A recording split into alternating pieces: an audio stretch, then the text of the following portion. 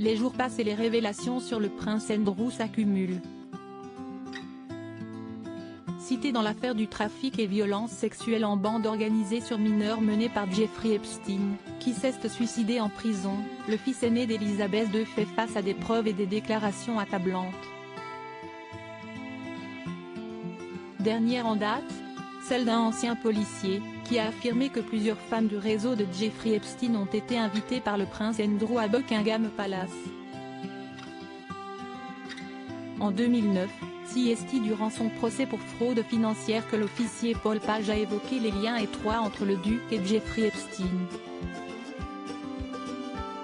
Si ces propos n'ont jamais été divulgués, les médias britanniques viennent de mettre la main dessus. Le plus gros coupable était le prince Andrew. Andrew invitait souvent des amis, y compris Ghislaine Maxwell, fille du regretté feu Robert Maxwell, a-t-il expliqué devant le juge, en évoquant la venue de celle qui est décrite comme l'entremetteuse du milliardaire, en recrutant des jeunes filles comme esclaves sexuelles. Le palais et le duc nient en bloc lorsque des officiers ont contesté le prince Andrew ou ses invités. Le prince Andrew était verbalement violent. Toutes les plaintes déposées n'étaient pas traitées correctement, a expliqué cet ancien policier.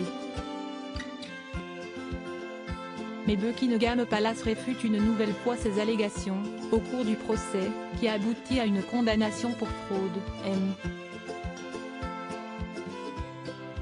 Page a formulé une série d'allégations sur la maison royale et des membres de la famille royale, dont aucune n'a été étayée.